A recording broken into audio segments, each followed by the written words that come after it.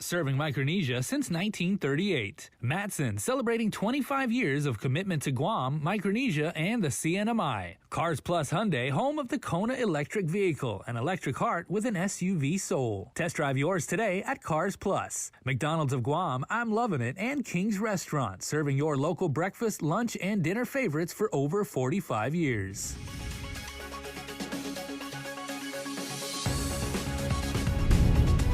Ahead on KUAM News Primetime, Guam Delegate takes the podium to deliver his State of the Congress address this evening. Plus, the trial of spiritual healer Frank St. Nicholas continued today in Superior Court. And more are becoming victims of deepfakes and stolen personal identifiable information. How you can protect yourself coming up right now on your news leader. Hafide and good evening, everyone. I'm Hannah Devonzo, and thanks for tuning in to your news leader. Topping our newscast this evening at the bottom of the hour, Guam's Congressional Delegate will be delivering his State of the Congress speech.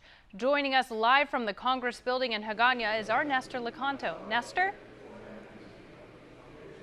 Thanks, Hannah, and Hafide, everyone. We are here at the Congress Hall where Congressman Michael St. Nicholas will likely be delivering his last State of the Congress address, at least for the foreseeable future.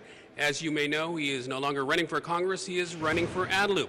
It's also about 2 weeks removed from his press conference where he addressed the report of the House Ethics Committee where they were looking into, in particular, a $9,000 cash donation made by a constituent, which we asked him directly, and he denied receiving it, although later on his office did return the money to the constituent, saying if it had a cloud over it, they wanted to give the money back.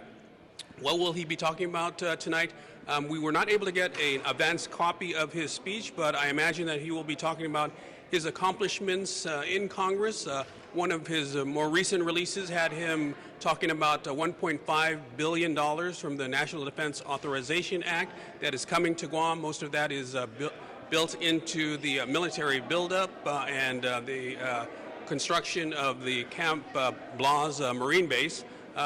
Congressman St. Nicholas also talked in a recent release about how his resolution to have territorial representation in the Senate has gotten the endorsement of the House Hispanic Caucus. What else? As you know, he's running for governor, so he might dwell on certain things that he's also been putting news releases out about. They include asking or urging the governor to spend the $300 million that's apparently left in the American Rescue Plan funds on direct assistance to taxpayers and to residents of Guam. So we're on standby here at the Congress Hall, about half an hour away from his congressional speech, and of course you can watch it live on our social media. The legislature is streaming it, and we'll have full details tomorrow on KUAM News. Back to you, Hannah. Thanks, Nestor, for that report. We'll be streaming the speech on our KUAM News Facebook page, and Nestor will have a recap and reaction tomorrow on Hotspot and Primetime. And he's a Surahanuan former port police officer who's being accused of raping a woman in Tangisan back in May of 2020, and now he's on trial in Judge Arthur Barcina's courtroom where another woman took the stand. We should warn our viewers that some of the material may be graphic in nature. KUAM's Kobe Onadera reports. This is not the first time Surahano and former port police officer Frank James St. Nicholas is being accused of sexually assaulting a woman. It was during her opening statements when prosecuting attorney Rochelle Canto referred to St. Nicholas as a serial rapist. And today during trial, another person testified that she too fell victim to him. As KUAM News reported, it was in May of 2020 when a female victim went to Tangisan to connect spiritually and was approached by St. Nicholas. He allegedly told her they could go and connect with the ancestors inside of a cave, where he then allegedly raped her. During trial, another alleged victim said she knew St. Nicholas as she occasionally sought spiritual readings from him. She also went with him to Tangisan in 2016. I understood that he would help me connect to my ancestors and ancestors that were of and around Tangisan who were powerful and strong. Although feeling uncomfortable, she alleged that she took off her clothes at the request of St. Nicholas. When we got down to Tangisan Beach, he had told me that in order for the ancestors to fully recognize me and not be distracted from anything else, so that it was necessary that I remove my jewelry and my clothing. He then allegedly told her to go into the water to release any emotional blocks inside of her. After that, he instructed her to go back on shore. When we got to the shore, I did see some cut up coconut leaves that were further ahead. He pulled those to a specific area and laid them out, and then he asked me to lay down so that he could massage me with this specific oil. He massaged me with that oil from head to toe, and at some point he was on top of me and having unconsensual sex. And then after he had finished, he told me to wash up, to put my clothes back on, and then we left in Houston. During her testimony, it was revealed that she never said no, despite being uncomfortable with the act. Trial will continue in Superior Court in Judge Arthur Barcina's courtroom. Kobe Onadera for KUAM News.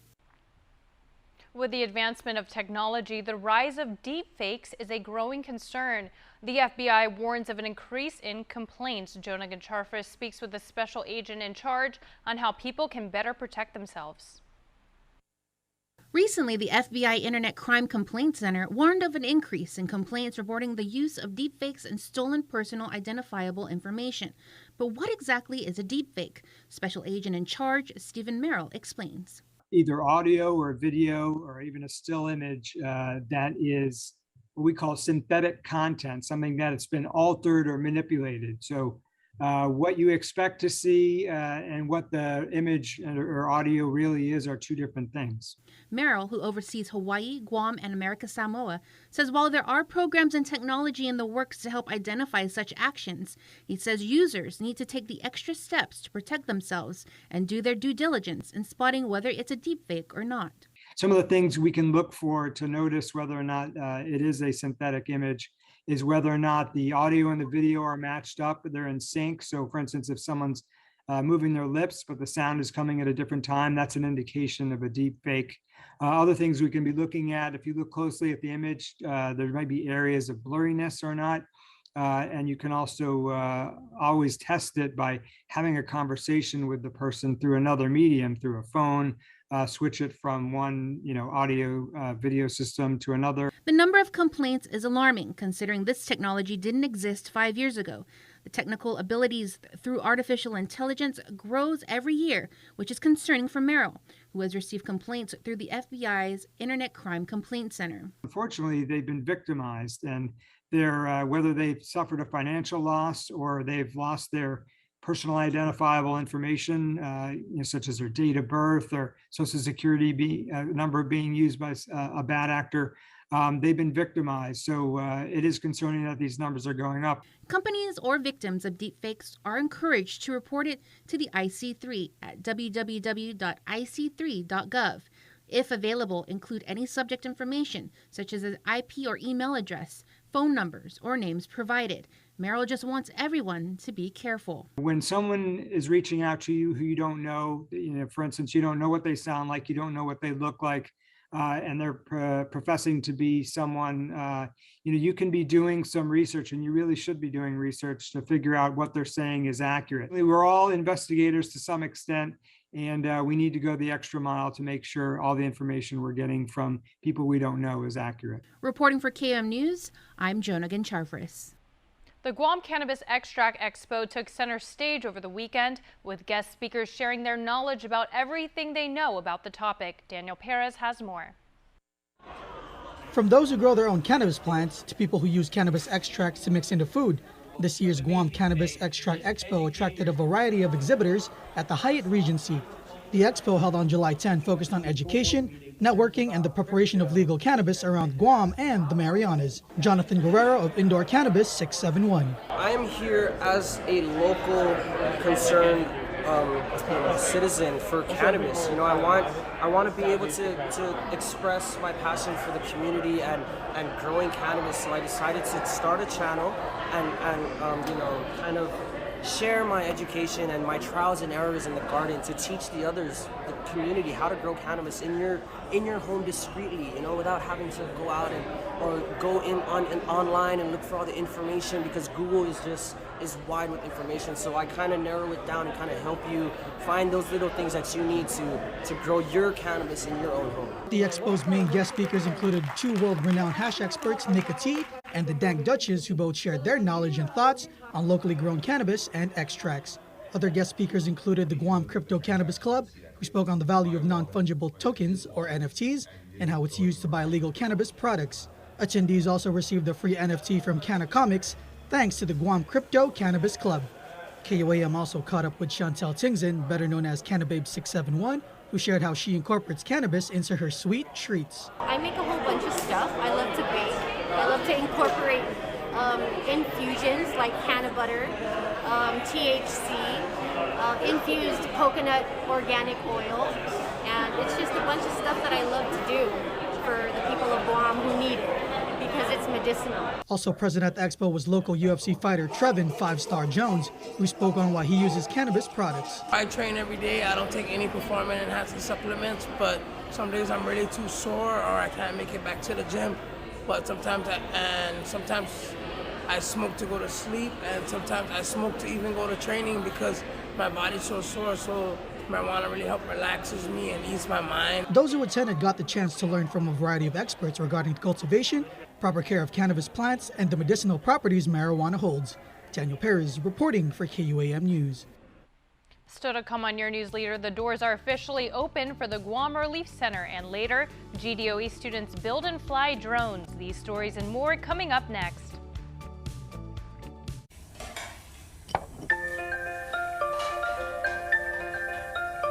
Honey, do you want some milk? Do you ever wonder how your favorite products make their way into your local stores? Most arrive on state-of-the-art Matson vessels that transport containers of food, household items, equipment, and supplies into the islands every week. Because we know that you depend on us, we work closely with our partners to ensure that our shipments arrive on time, all the time, so you can find your favorite products when you need them. We transport the region's most precious cargo that supports successful businesses and promotes a better quality of life for our families. Matson is proud to have been the hometown shipping carrier for Guam, the CNMI, and Micronesia for the past 25 years, and you can count on us to be here for generations to come.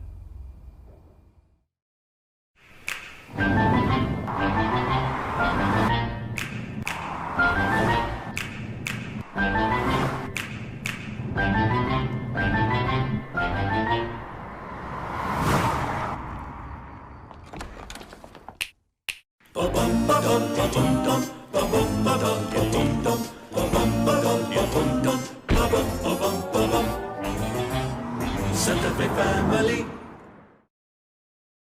The rising cost of living is affecting all of us on Guam. Our administration has expanded a program. We want to pay for your child's daycare up to $675 a month per child. This means more money in your pocket to pay for other expenses like the cost of gas and groceries. The Leon Guerrero Tenorio administration is investing in Guam's future, and that starts by supporting our working families. We are all in this together, Guam. This ad is paid for by government funds of the Office of the Governor and the Department of Public Health and Social Services. Yeah, come on!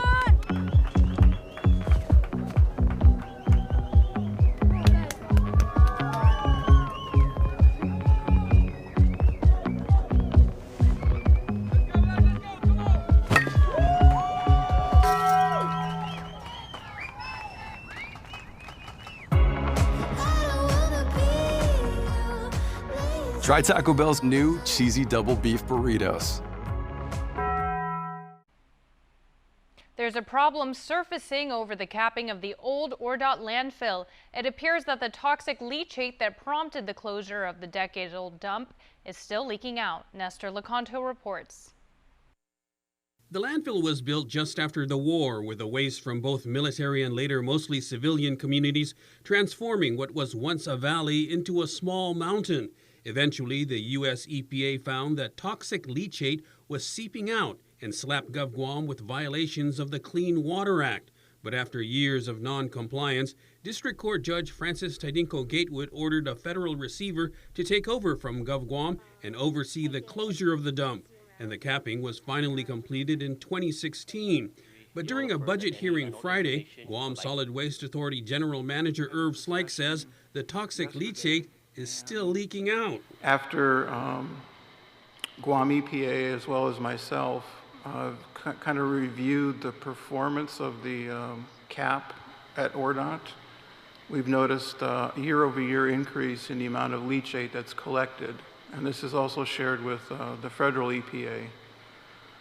So the phone call yesterday was kind of pointed and testy, but we've decided to convene an investigative effort to find out why this is happening, because normally when you close a landfill, the quantity of leachate at least remains stable, but in most cases, in fact, if not all, it reduces, and that's not happening at ORDOT. In 2019, the court essentially ended the federal receivership, except for mandating a limited role for the receiver to oversee the post-closure monitoring of the ORDOT dump.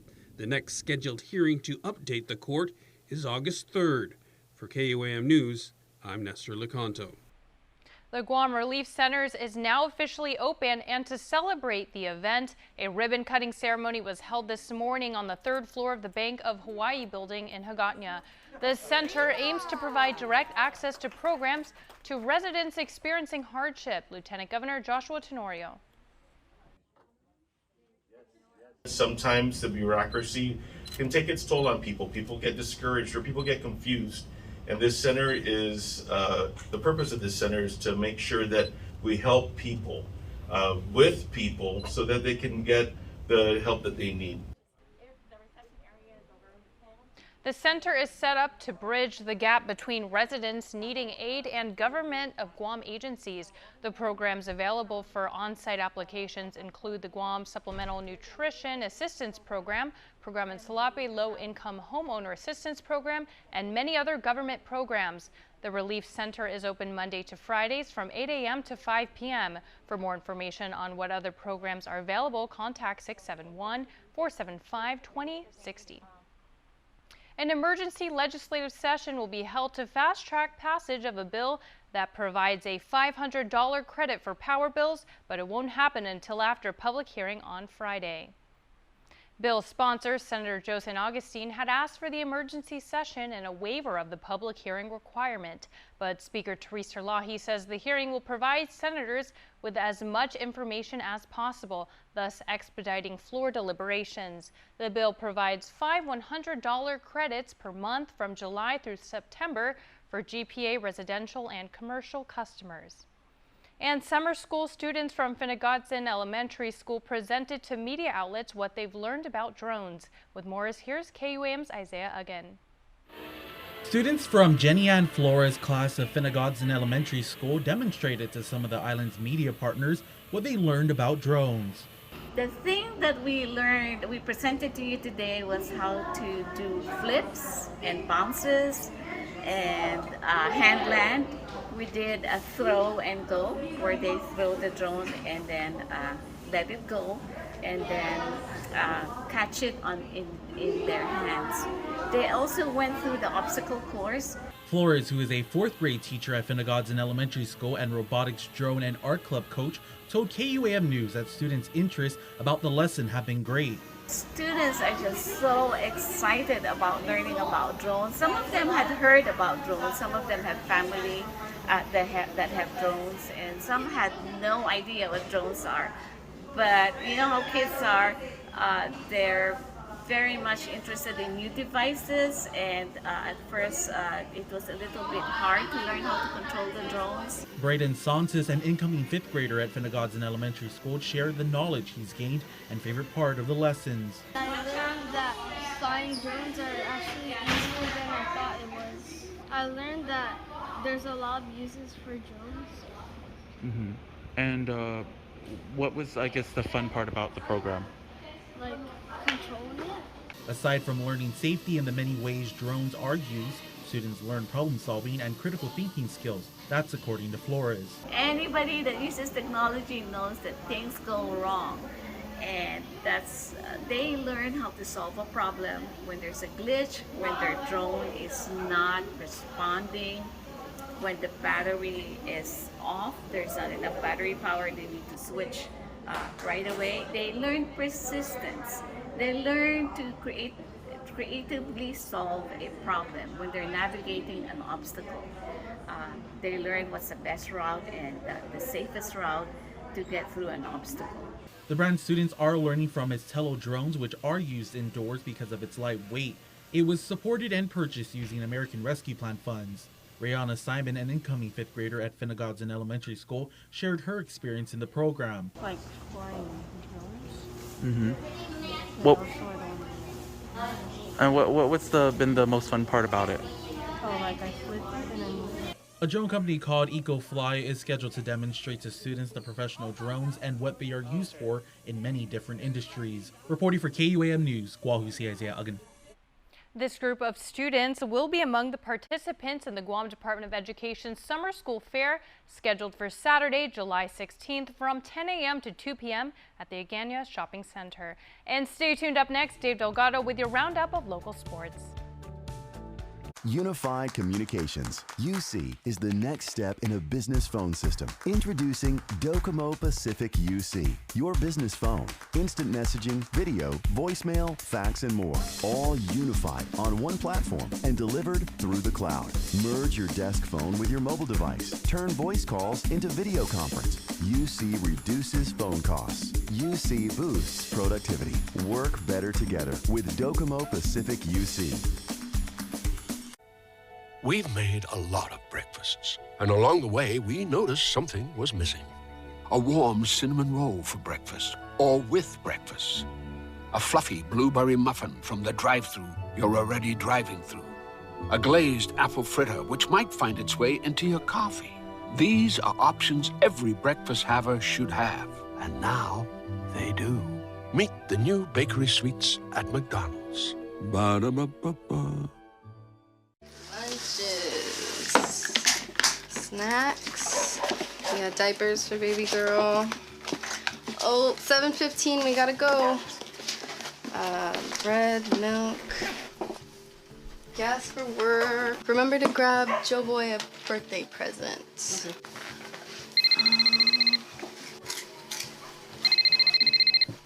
Half a day. Hey, Molly, how much do you pay for daycare for the kids? Over $600 a month. It's expensive. Did you hear about the governor's program that covers up to $675 a month for childcare? Wow, that would be a lifesaver with the rising cost of everything. Check guamchildcare.com to apply. We qualified. I even booked an appointment for someone to walk me through the process. guamchildcare.com. Okay, thanks. I'll apply today. This ad is paid for with federal funds administered by DPHSS. KUAM Sports is brought to you by Docomo Pacific. Better together.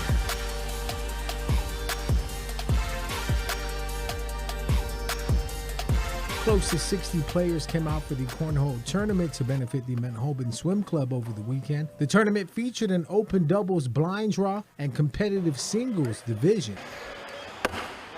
Extremely ecstatic with the turnout that we had today, having a lot of these cornhole players come out and see what it's all about.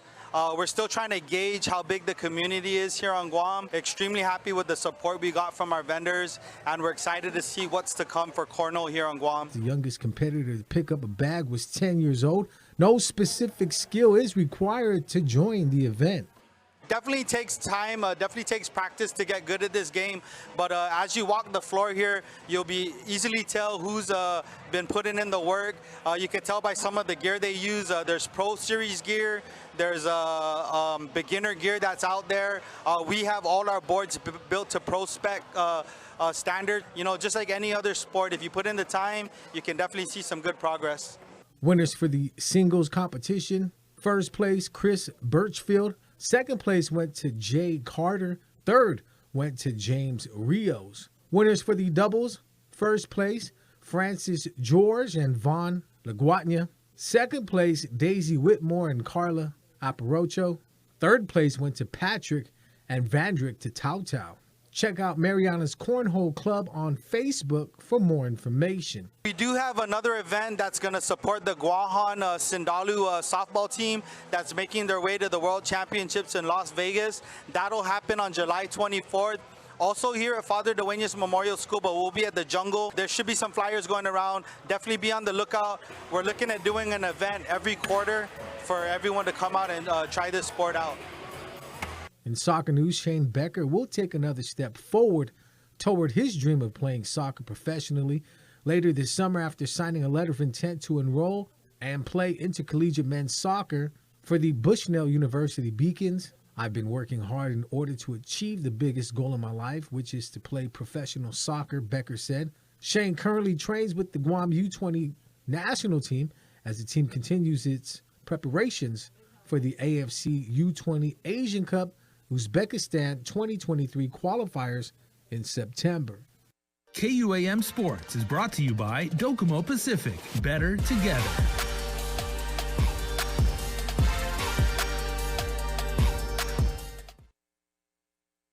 Say hello to the First Hawaiian Bank mobile app. Got a question about your finances? You've come to the right place. Bring all your accounts together, even those that aren't with us, and see the big picture, right down to the smallest detail. Unlock powerful tools like Insights and Money Map that help you save time and take control of your finances. When you connect accounts with the First Hawaiian Bank mobile app, it all starts with yes. Guam's auto appearance specialist, Elegant Reflections, has been providing the automotive industry with professional detailing and car care products at its highest quality, from complete detailing, full interior detailing, exterior detailing, headlamp restoration, hand washing, seat and carpet shampoo, engine degreasing, undercarriage cleaning, paint sealant, fabric protection, paint oxidation removal, and so much more. Visit us at our new location. Call 646-5555 for an appointment. Elegant Reflections, Guam's auto appearance specialist, over 20 years of experience. Don't need a work break, keep the smile on your face. The moments you can't replace, and I'll be around. Whoa, you can count on me. You can count on me for life. Wherever life takes you, we're always here for you. Calvo's Insurance. Count on us for life. Mobile offers a new and convenient way to fuel your vehicle. Pay gas and go. No need to line up inside the store. Press preset. Enter whole dollar amount without decimals. Press loyalty ID and enter your mobile number or insert Smiles card. Insert and remove payment card or tap contactless credit card. Begin fueling. And don't forget to grab your receipt. Pay gas and go. It's that easy. Welcome back. We wrap up the show with your birthday shout-outs. Here's Jason Salas. Happy birthday on July 11th to Malaya Serenity, who celebrates birthday number 2, and Princess, we love you plenty, says a very, very proud sissy. Jonathan Diego wishing you a happy blessed birthday with lots of love and hugs coming from the Matchrock clan and the whole family. And KUM's own Megan Perez. Meg, we wish you a very, very happy birthday, and we've always been so proud to be your family here at work. Happy belated birthday to Lucas Perez, who was born on July 10th. Viva Viva cumpleaños, and we hope you enjoy your special day. You're the light of my life and always praying for your safety, son. Love with Mom, Tata B, your brothers and sisters, your niece, and your nephews. You can be a part of our Cold Stone Creamery Birthday Club by checking out KUAM.com. And that's our show. I'm Hannah Devonzo. Thank you for watching, and please stay safe, Guam.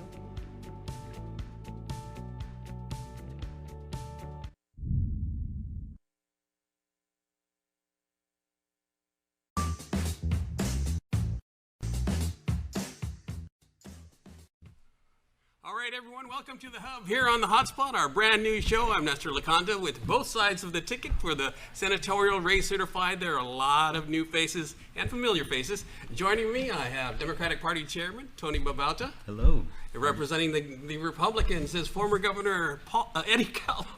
Well, he's another former Republican elected leader. True. And of course, our good friend Ron McNinch from the University of Guam. Thanks for joining us, gentlemen. Great to be here. All right, let's get right to it. Now that all of the candidates are certified for the upcoming primary election on August 27th, here's an opportunity to tout your ticket. Let me start with you, Gov. So you've got 16 candidates, so one of them is not going to make it, but tell us about your pool. Number one, for someone who's been in politics for 20 years and as a Republican, and I was just talking to Tony a little bit earlier on, for some reason the Democratic Party always has more than enough in terms of candidates. But in my time in elected office, trying to recruit new candidates to fill particularly the legislature has been pretty difficult.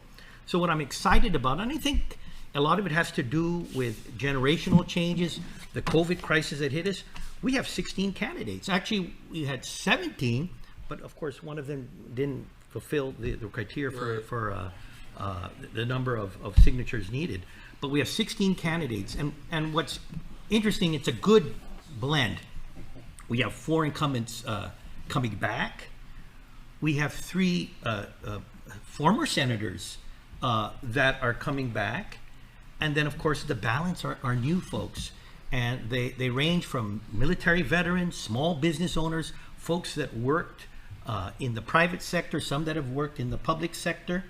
Some of them worked in NGO organizations. So I think we have a pretty good smattering of the electorate here. So I'm excited.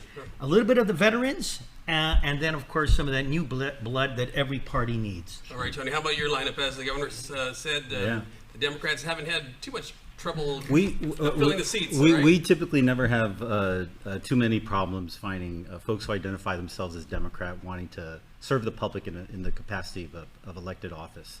This year's no different. We have Governor Leon Guerrero, who's the incumbent, who has a challenger. We have an open seat for delegate, and I have 2 candidates there running for office.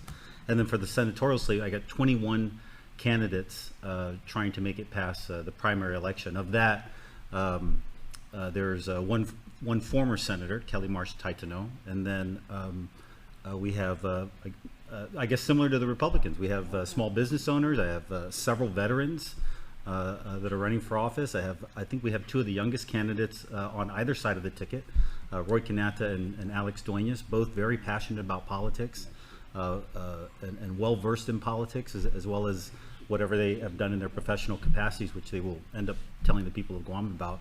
But it's always a very exciting race when it comes to a Democratic primary, and we're excited to kind of rally around our core values of Democrats and the leadership that is in place in making decisions for Guam to move us forward. All right, and Ron, before we get into discussions of the gubernatorial and the congressional race, I wanted to ask you, now that there are going to be, I believe, 5 incumbents that are not running for various reasons, some are running for other offices and some have decided not to run. Does that make it a lot more attractive for newcomers to come on board and try their luck? Yeah, usually there's only 2 to 3 open seats in a general election cycle, but this election is a critical election. And V.O. Key, a very famous political scientist in the 1930s, came up with the theory of critical elections. And so what happens, in my view, for the Guam political environment, when you have Republican governors, the legislature turns Democrat. When you have a Democrat governor, the legislature turns Republicans. And the reason is jobs. So when a Republican governor is in office, a lot of the talent goes to the executive branch, and then the talent in the legislature then diminishes a bit, and then the political jobs are not there for the Democrats, so the Democrats take over the legislature. The same exact thing, opposite thing happens when we have a Democrat governor, and slowly, in my view, the legislature turns Republican. And you see this cycle over and over and over again when we start tracking out who takes over the legislature and who's dominating the executive branch. Well, when Governor Calvo, and then before him Governor Camacho, they had 16 years, and then it was primarily a Democratic. But go ahead, Governor. Yeah, that's why, again, there's a little bit of a difference when you take a look at the Republican and the Democratic Party and then the field of candidates. One thing I've noticed, that I'm looking at the names here, you don't see a lot of folks that came from the government. So that cycle you're talking about and how things have worked, From the standpoint of what I see here in our new candidates, and I'm looking at the listing. Obviously, everyone knows Tom Fisher, because he was a supporter in the Republican Party and a lawyer that worked with Republicans. But folks such as David Crisostomo, Sandra Sayao, Ken Leon Guerrero, Vince Borja, Bistra Mendiola, Ian Catling, Harvey Egna, they're a different group. They don't have a long history of public service. Like I said, they're folks that came either working in the private sector, having their own business, but have not been involved in the political, in terms of elected positions, and even in positions of government where they've been appointed or hired. Then, of course, we're gonna go back. We have the incumbents like Chris Duenas, Frank Blas, Joanne Brown, Telo Taidegui, solid. And we've got Chessie Lujan, Mana Silva Tyaron, and Sam Mabini, who again were those former senators that are coming back towards, looking towards getting a seat in the legislature. Tony, are you seeing the same thing in your lineup? Yes, I mean we have a couple of notable families that continue their legacy of public service running for office. Fred Berdallo, a former veteran, former chief of police, longtime Democratic family, obviously. A newcomer, Angela Santos, the sister of former Senator Angel Santos. That's a very strong Democratic grassroots. But we have new people also that had, some of them have been around the periphery of politics, but neither of them have necessarily served the public in any sort of capacity in government agencies. We have folks like Roy Gamboa, Jonathan Savaris, Dwayne St. Nicholas, a small business owner. Will Parkinson is also a legacy family. His father, former Speaker Don Parks. I have a little longer list than you guys. Yeah. Alexander Duenas is one of our youngest candidates, as well as Roy Kanata. I had mentioned them earlier. John Ananich has run before. He's a former police officer and small business owner as well. David Duenas. I mentioned Kelly Marsh Titano. Franklin Bunkermeno, you guys have had him on your show, as well as Angela. Armando Dominguez, Sarah Thomas Nedadog, longtime NGO leader, and of course, one of your own has entered the race. Chris Malfunction Barnett. Chris Malfunction Barnett, or Democrat Daryl's what I'm going to start calling him, right? but he's obviously a very notable name, very very popular in the community for his long years of being a broadcaster, and so. There are a few names that are very strongly tied to kind of Democratic grassroots politics, but there are a lot of new names who are coming out to serve in a capacity as senator and try to make a difference. And I think what I'm most proud about is that after talking to mostly all of them, they're really rallying around democratic values, and so I think that's good for Guam. And Ron, what's going to be the key to the newcomer's success to getting in? Is there a particular issue? I tend to think that the pocketbook issues are going to prevail over everything. I mean, if people are worried about putting food on the table and a roof over their head, they're pretty much not going to focus on anything else. What do you think is going to be the key here? I have to disagree a little bit on the issues. It's personalities.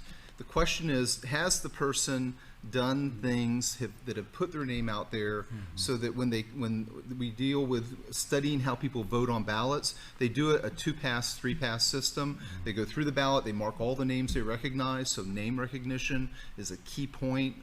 Also, how much the person has worked at the grassroots levels with individual groups like their party or with community groups really matters a lot. So that's where Sarah Nedadog is a great candidate. She's got a lot of community experience and she's a known name.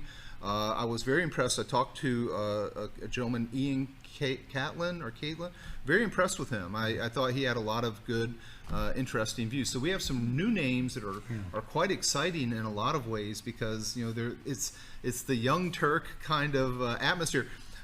Governor Calvo was a young Turk back in the day in the legislature, and shaking it up. But and to that's that point, you said earlier that it's name recognition, but like Ian, the gentleman you mentioned, has little exposure. So how does he get into he does it by doing exactly what he did. He talks to groups, he talks to people who then repeat his name.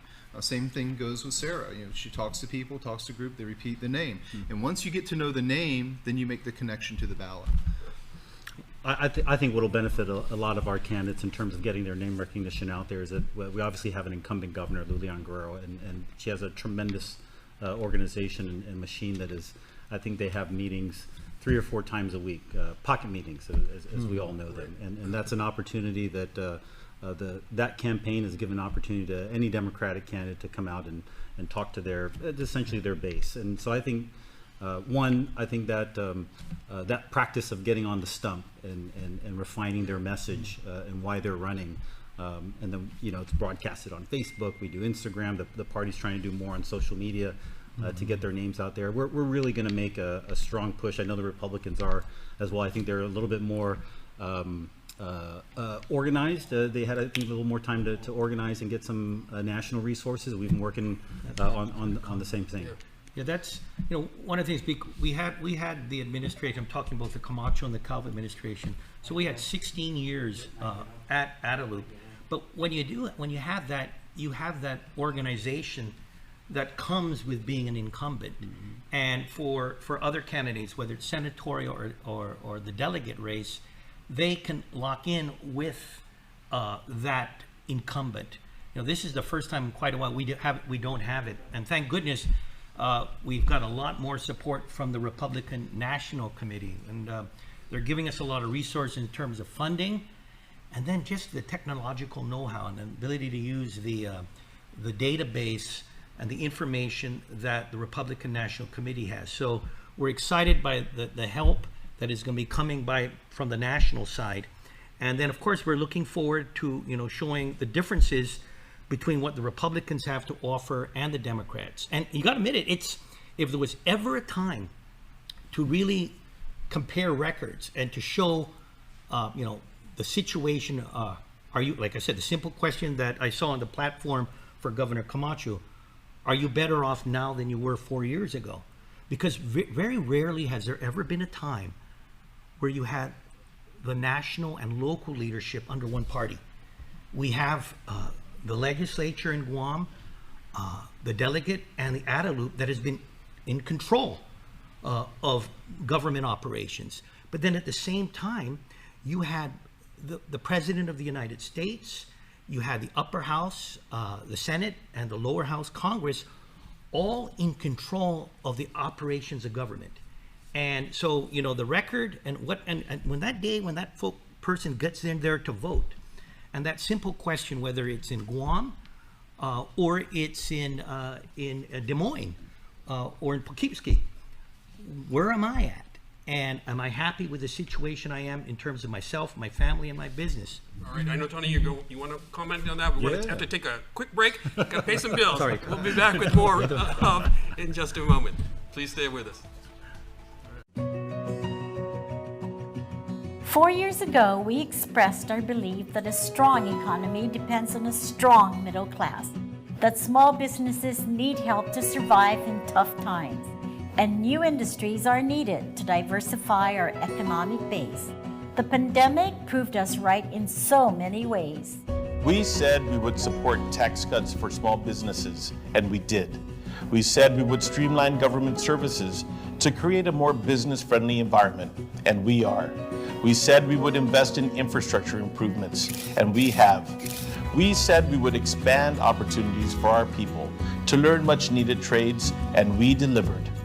Let's continue this progress. We are all in this together, and we humbly ask for your vote.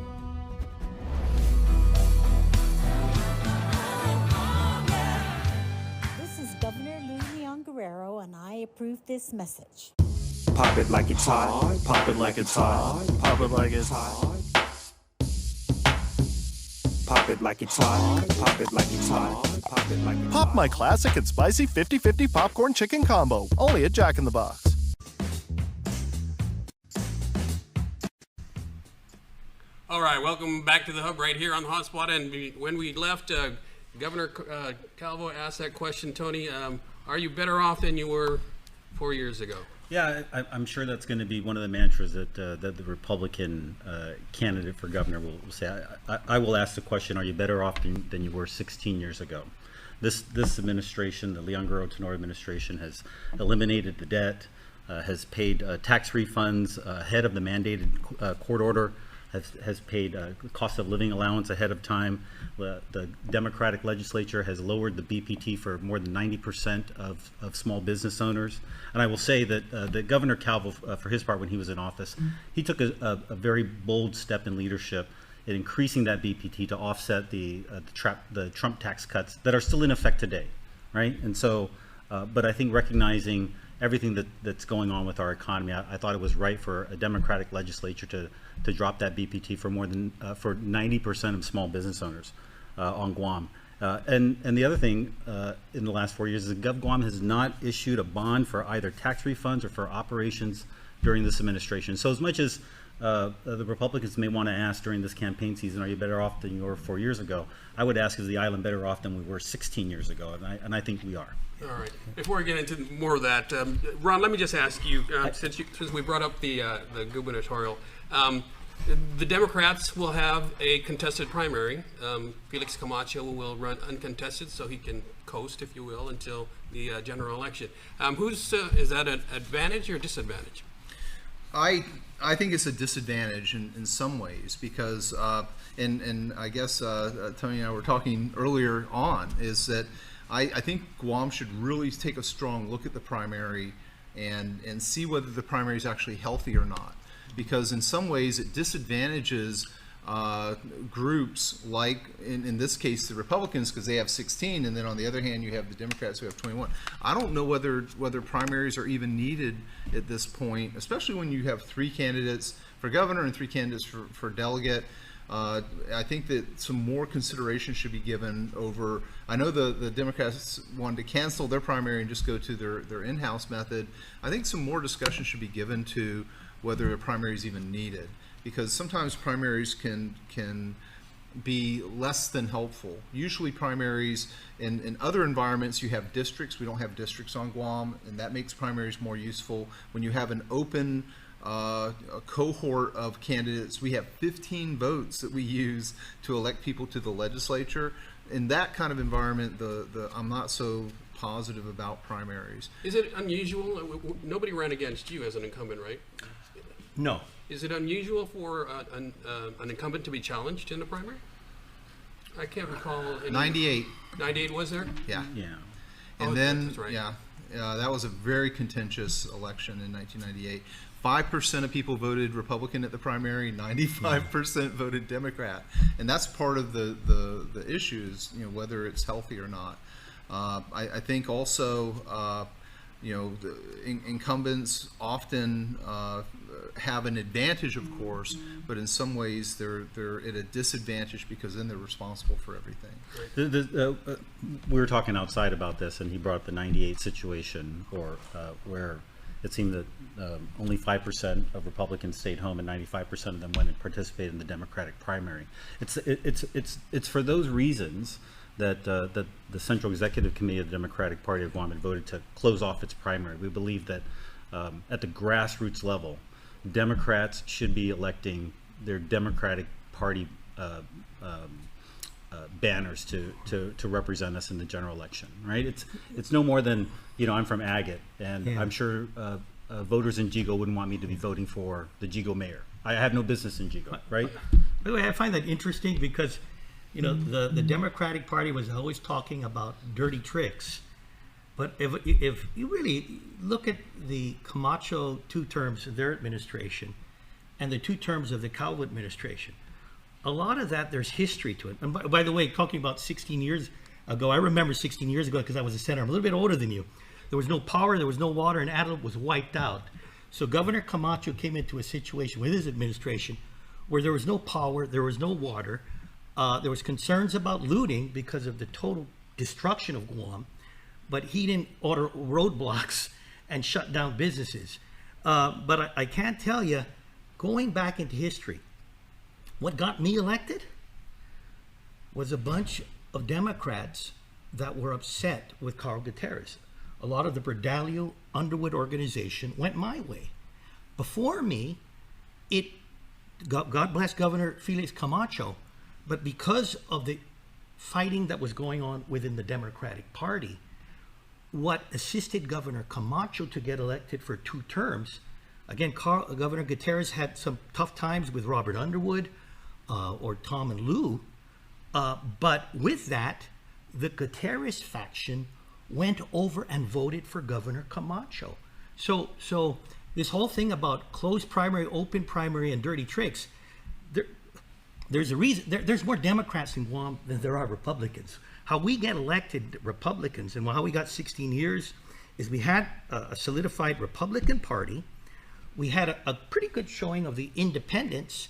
And then for the Democratic Party, there was a sizable faction that pulled out for whatever reasons they could not unify and went and supported either Governor Camacho or myself.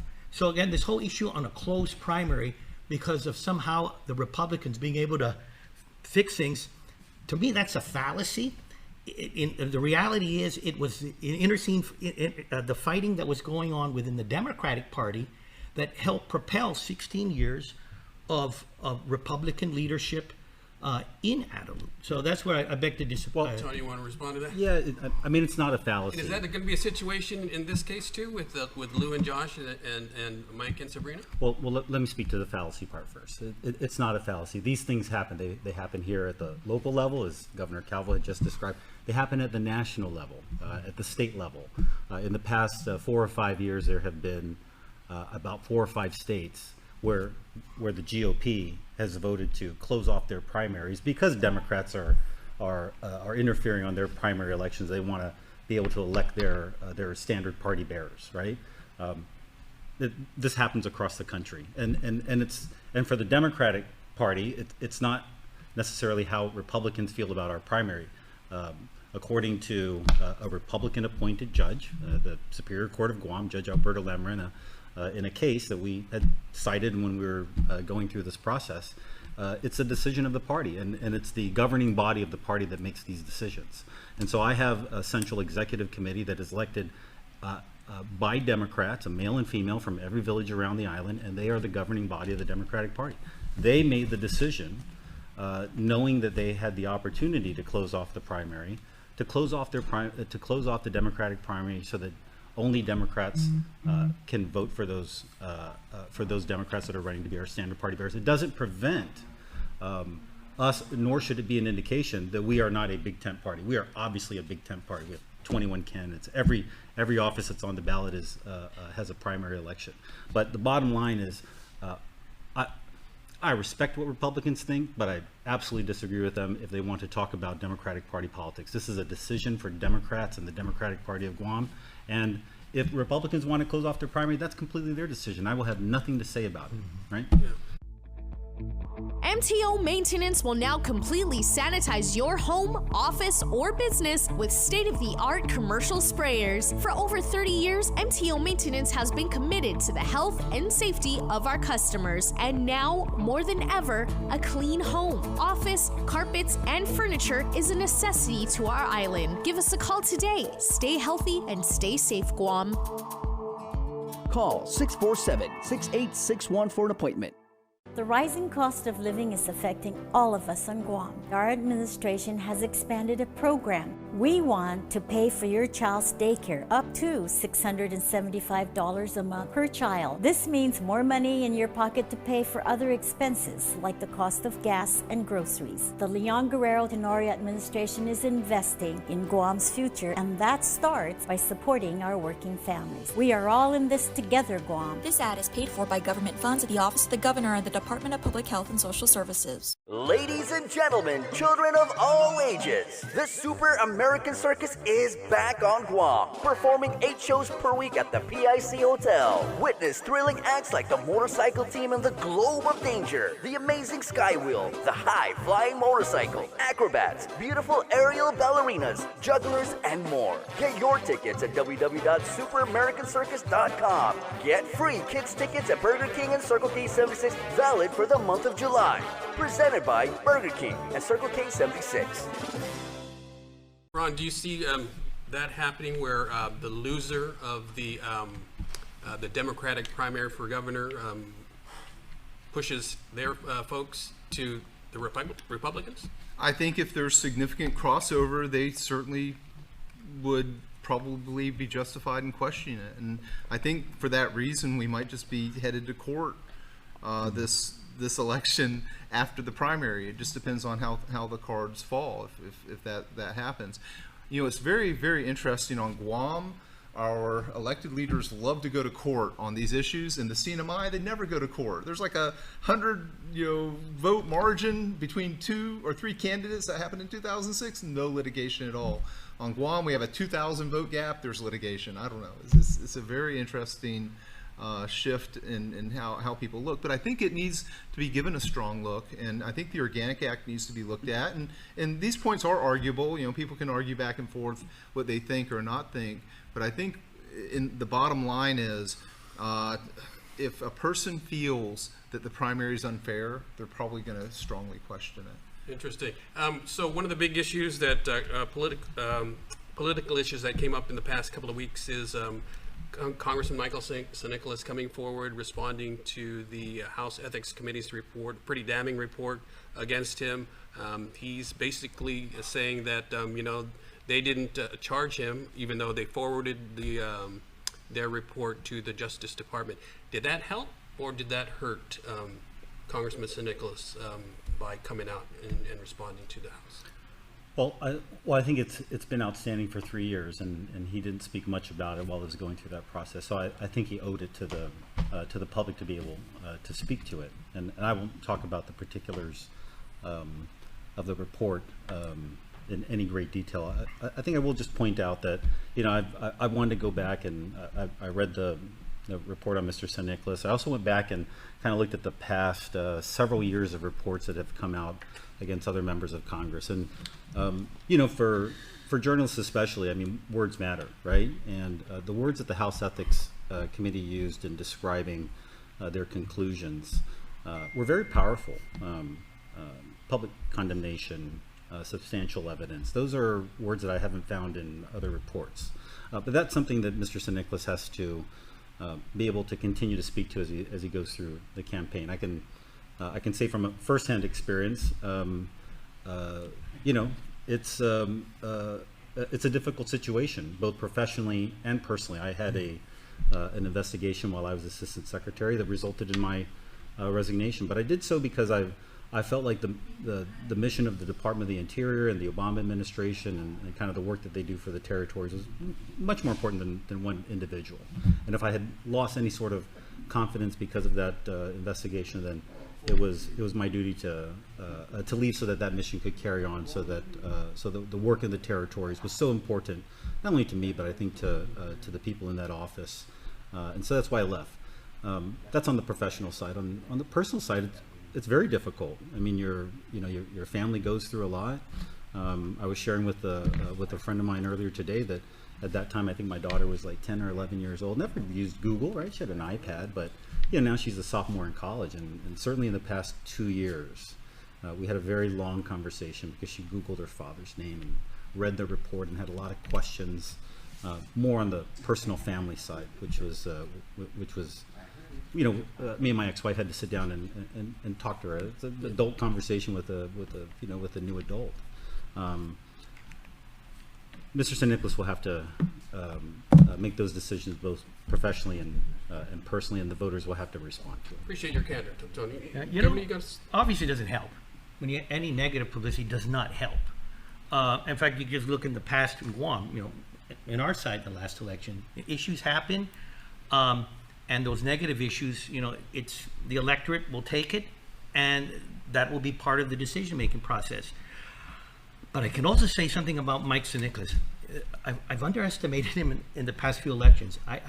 So have I. Mike has had I think he was one of the first folks. I want a dinosaur, because the old style of retail politics, going out to the matais, to the fandangos, the almoning of the manamku, the kissing of the babies, that thing has changed. Back in 2014, Mike was, I think, one of the first guys in the social media thing. And I've noticed about that guy, he built kind of through a different means, a support base. And, you know, again, he's beaten some heavyweights. So Mike has built a support base, and I think those support base will stick with him, but it's those undecided votes, those other folks that decide to make a decision where they go, and whether they decide that these issues will hurt him. But Mike he's beaten Berdalio, Underwood. God bless Doris Brooks was the superstar of the Republican Party, and he's beat them all. Yeah, I think a lot of people were thinking that was Madeline's job for as long as she wanted it, and we're a little bit surprised when he...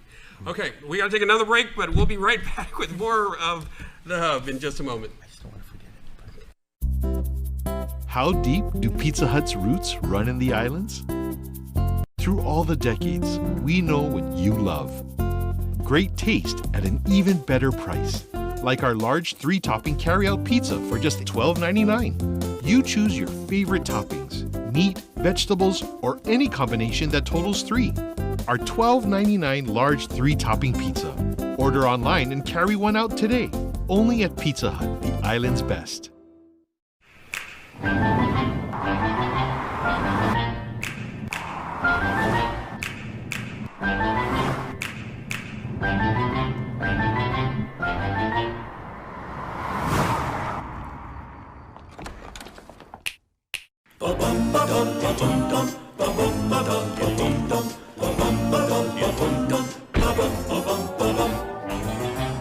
Santa Fe family.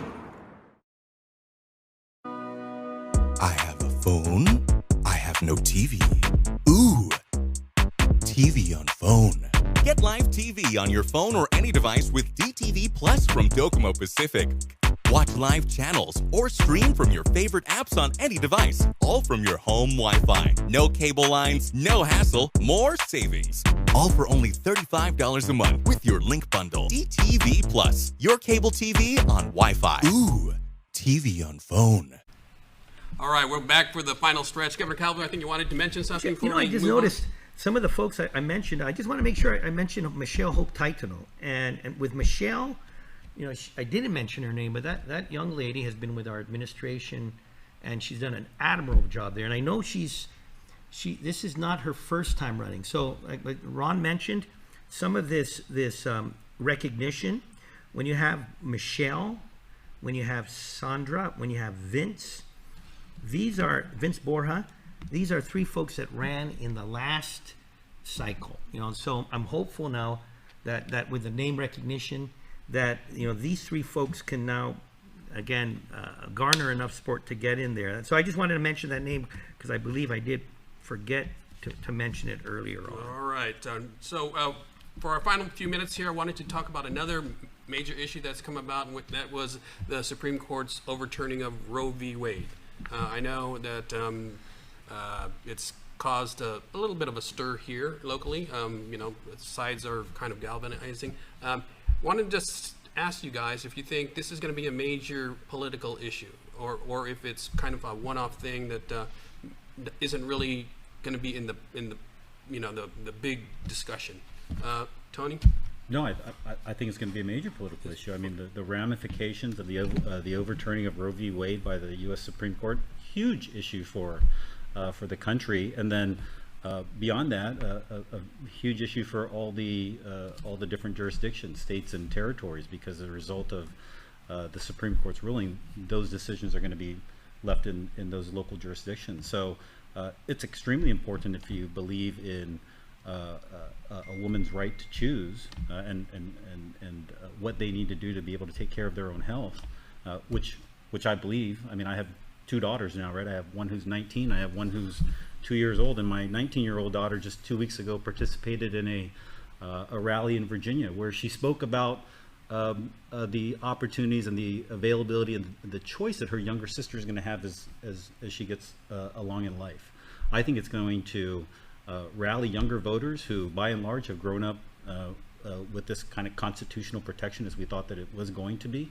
And we have a pro-choice governor who's a nurse, and that falls firmly within her beliefs, not only I think her personal beliefs, but her beliefs as a as a healthcare practitioner as well. So I think it's going to be a huge rallying call. It should be for young voters to get registered to vote and to make those choices for candidates who reflect their values. Yeah.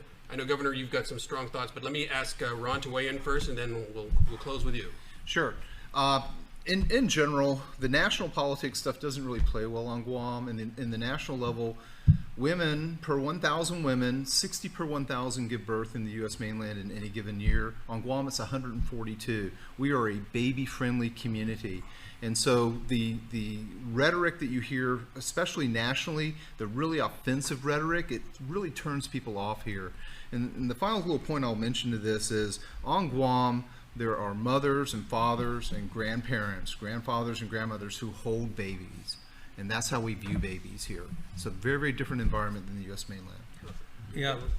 First of all, I think it'll be a major issue, but I think it won't, there are folks that are single issue voters. And in Guam, I do believe what Ron said, there's a strong pro-life population here. I do think there's such distinct differences in the platforms of both the Republican National Committee and the Democrat DNC. Republican National Committee platform is pro-life. The Democratic National Committee is pro-abortion all the way till birth. We're pro-choice, Governor. Pro-choice, if you like, till birth. Pro-choice, Governor. We're pro-women making a decision for their own bodies. And then let me continue. With the Camacho platform reveal, they're very clearly pro-life. But I think it's important if you go into the details. Oh, by the way, I do want to make a comment. I saw a Wisconsin congressman being interviewed. What are the three major issues in his district? Inflation, crime, and drugs. And inflation, crime, and drugs sounds like Guam. So these are still hot button issues, especially when you start to talking about the pocketbook. But I digress. This whole issue on Roe versus Wade and how the left has spun it as making it illegal. And Tony, you were in Washington. We all know Roe versus Wade.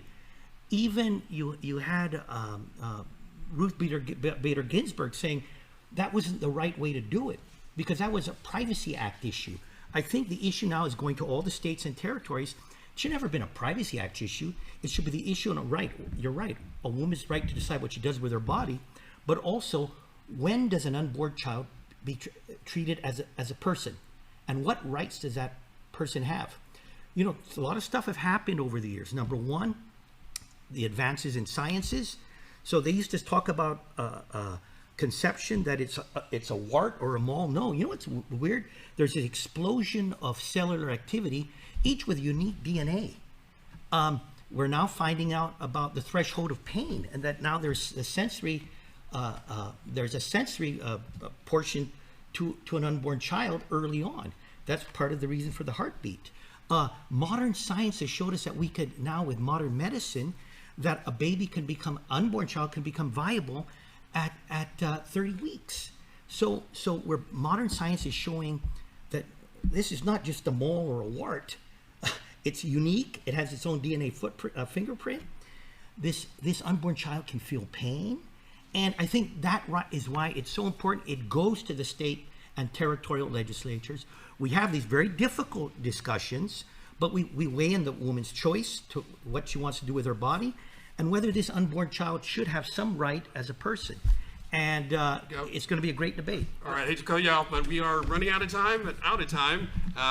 That's this edition of the first edition of The Hub. We'll see you again next week.